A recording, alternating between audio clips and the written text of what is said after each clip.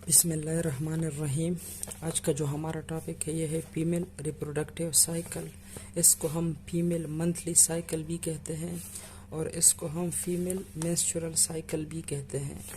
इसका जो हमारे साथ अभी जो इसका जो मेन रेगुलेटर है ना, ये हमारे साथ हाइपोथैलेमस है। हाइपोथैलेमस के जो टोटल वेट है ना, वो है 4 ग्राम और ये 4 ग्राम के बराबर होता है हाइपोथैलेमस। और हाइपोथैलेमस को हम master regulator of the monthly cycle भी कहते हैं, क्योंकि ये हमारे साथ मंथली साइकिल को कंट्रोल करता है। इसके जो वेट है ये हमारे साथ वो है, वेट तो हमने इसका पढ़ा कि 4 ग्राम है। अब हम हमारे साथ ये जो है ना वज़न को कंट्रोल करते हैं, यानी वेट को कंट्रोल करता है। और ये हमारे साथ टेम्परेचर को कंट्रोल करता है। इसके साथ ये हमारे साथ जो हमारा मूड है इसको भी कंट्रोल करता है। और ये हमारे साथ जो एंडोक्राइन एक्टिविटीज़ है इसको भी कंट्रोल करते हैं, एंडोक्राइन फंक्शन पे भी काम करता है, मूड पे भी करता है, टेम्परेचर और वेट पे। और जो सबसे मेन जो इसका जो फंक्शन है वो हमारे साथ मंथली साइकिल है, इस पे काम करता है। अब हम पढ़ेंगे हाइपोथैलेमस का लोकेशन। इसका लोकेशन क्या है, ये जो हमारे साथ एग्जैक्टली ये लोकेशन है इसकी आगे जो इंटीरियर है ये हमारे साथ नोज आता है। इसकी जो बिलो है ये हमारे पास जो है वो आता है पिट्यूटरी ग्लैंड आता है। पिट्यूटरी ग्लैंड के हमारे पास जो है ये इंटीरियर पिट्यूटरी ग्लैंड है और ये पोस्टीरियर पिट्यूटरी है। ये दोनों ये जो है इसकी बिलो लोकेटेड होता है ये ग्लैंड्स। अब हम पढ़ेंगे कि ये हाइपोथैलेमस जो है ना ये किस तरह काम करता है। हाइपोथैलेमस जो है ये हमारे साथ वो क्या कहते हैं गोनाडोट्रोपिन हार्मोन रिलीज करता है, जो कि हमारे साथ इंटीरियर पिट्यूटरी ग्लैंड में आता है। इंटीरियर पिट्यूटरी ग्लैंड में आता है, लेकिन ब्लड वेसल्स है उस ब्लड वेसल के थ्रू हमारे साथ ये काम करते हैं। ये इंटीरियर पिट्यूटरी में आते हैं। इंटीरियर पिट्यूटरी से जो है ना ये हमारे साथ ओवरीज में आते हैं, ओवरी से फिर हमारे साथ ये यूट्रस में आते हैं। इस तरह ये पूरे मेंस्ट्रुअल साइकिल को कंट्रोल करता है। ये सारा जो फंक्शन ये मेनली हमारे पास जो मेन रेगुलेटर है ये हाइपोथैलेमस है। अब हम ये डायग्राम उठा के ना यहाँ पे इसको हमने ड्रॉ किया हुआ है। इस डायग्राम में हमारे साथ जो न्यूक्लियस है ना, इसमें हमारे पास न्यूक्लियस मौजूद होता है, जिसको हम ये जो स्टार लाइक स्ट्रक्चर है इसको हम आर्कुएट न्यूक्लियस कहते हैं। ये हमारे पास प्रीऑप्टिक न्यूक्लियस है। जो ये जो आर्कुएट न्यूक्लियस है ना ये मेन स्टिमुलेटर है। यहाँ से हमारे साथ गोनाडोट्रोपिन हार्मोन रिलीज होते हैं, यानी कि FSH LH हार्मोन जो है ये रिलीज होते हैं और ये ब्लड वेसल्स के थ्रू आते हैं।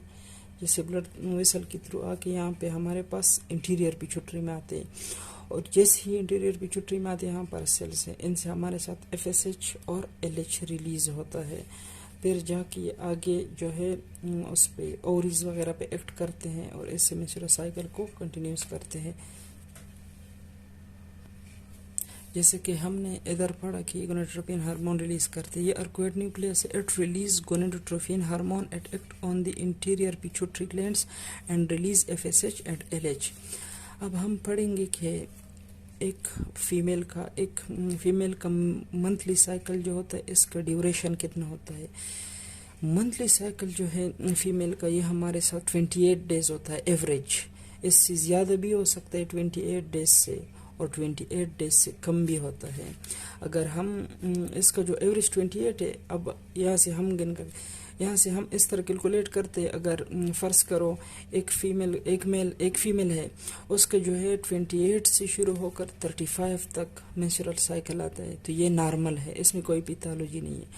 अगर ये जो इसका जो मेंस्ट्रुअल साइकिल है अगर ये डिस्टर्ब होता है, मतलब कि 21 डेज से कम यानी 20 पे आता है, 19 पे आता है, तो ये हमारे साथ पैथोलॉजी में आता है। इससे पता चलता है कि औरत को कोई बीमारी है या कोई मसला है।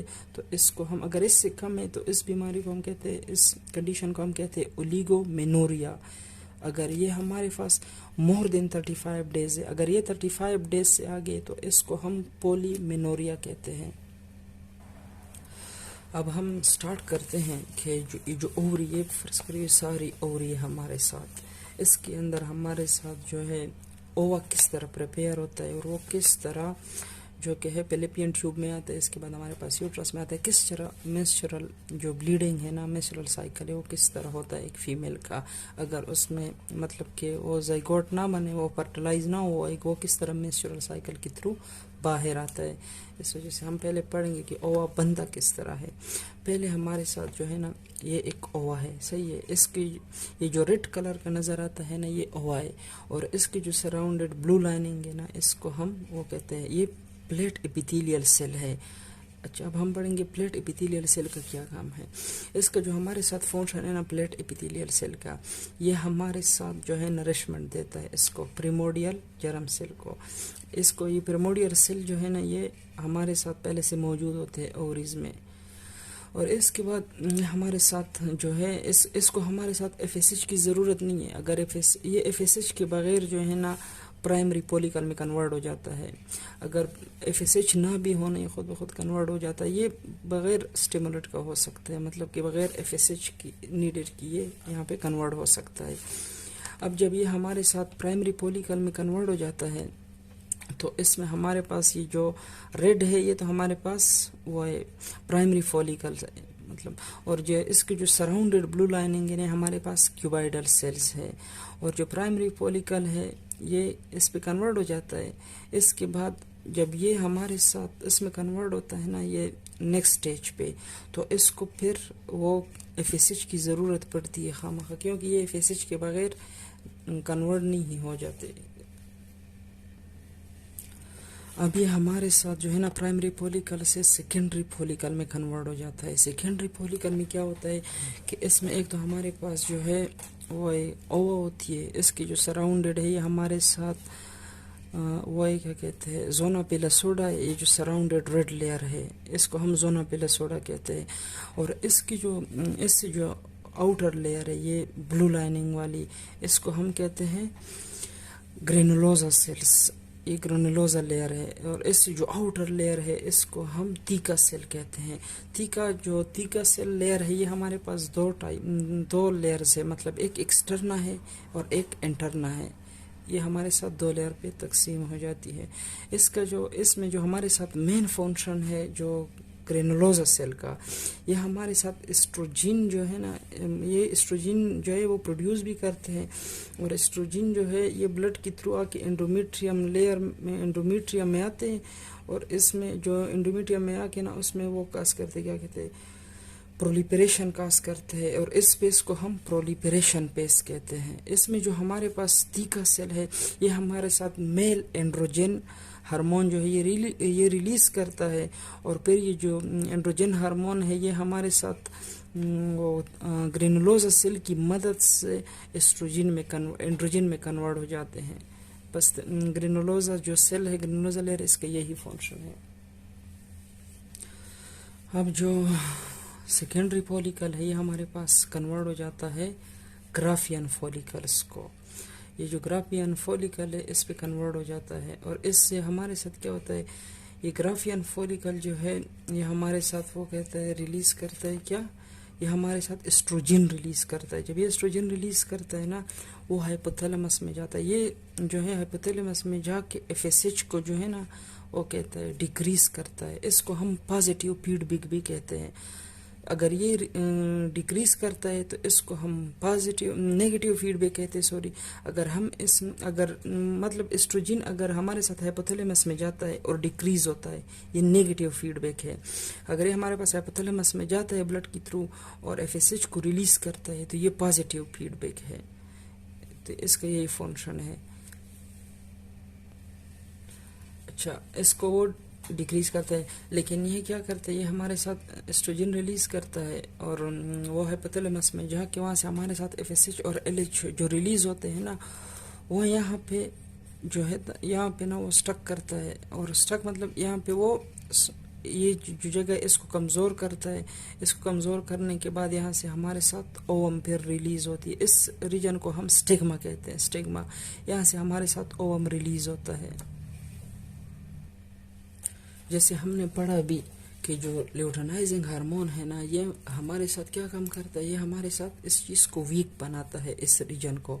ये हमारे साथ जो कार्पस लूटियम, ये हमारे पास कोलेजन फाइबर है, इसको वीक बनाते हैं, और जो ये लेयर है ना, इसको रप्चर करते हैं। इसको रप्चर करने के बाद ओ हमारे पास रिलीज हो जाती है।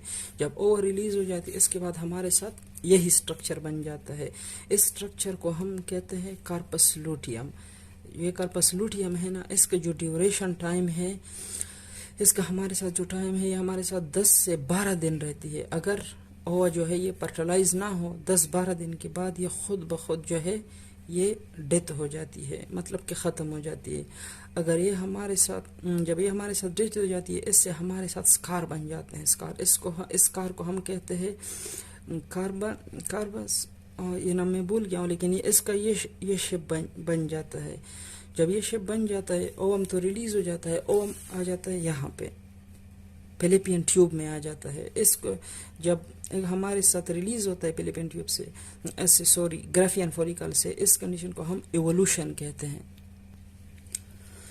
अब जब यहाँ हमारे पास ओवा पहुंच जाती है, यहाँ पे सिर्फ ये जो एग है ना, ये हमारे साथ सिर्फ 48 आवर्स वेट करती है। अगर 48 आवर्स में हमारे पास स्पर्म ना पहुंच जाए, मतलब ये फर्टिलाइज ना हो जाए, तो ये यहाँ पे डेथ हो जाती है, मतलब कि ख़त्म हो जाती है। यहाँ पे इसको माइक्रोफेज वगैरह जो है वो इनगल्फ करके खा जाते हैं और ख़त्म हो जाते हैं यहाँ पे।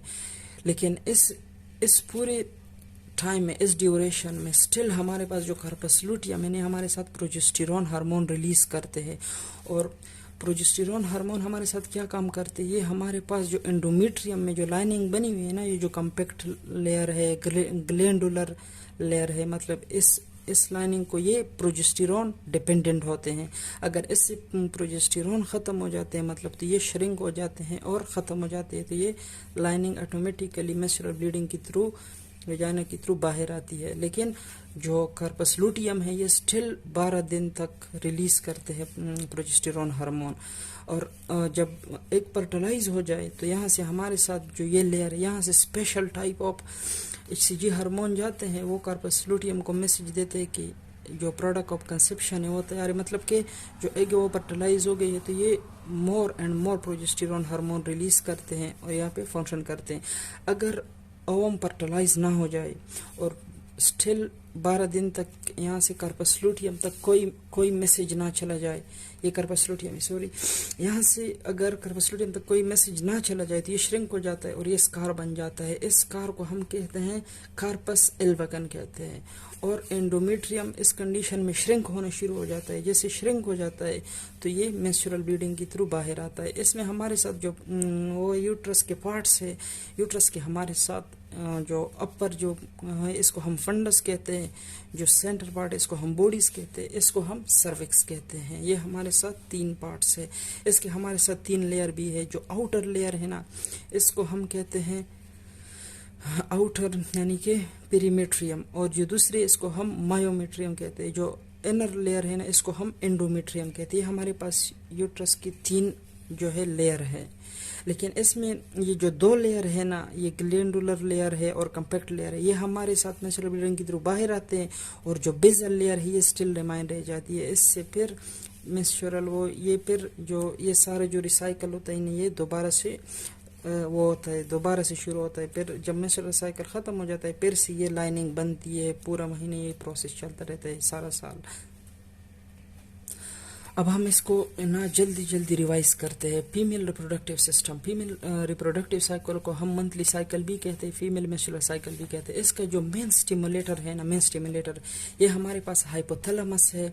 और हाइपोथैलेमस हमारे साथ जो है ये 4 ग्राम का होता है। ये वेट को कंट्रोल करता है, टेम्परेचर को कंट्रोल करता है, मूड को कंट्रोल करता है और एंडोक्राइन जो एक्टिविटीज़ इसको कंट्रोल करता है।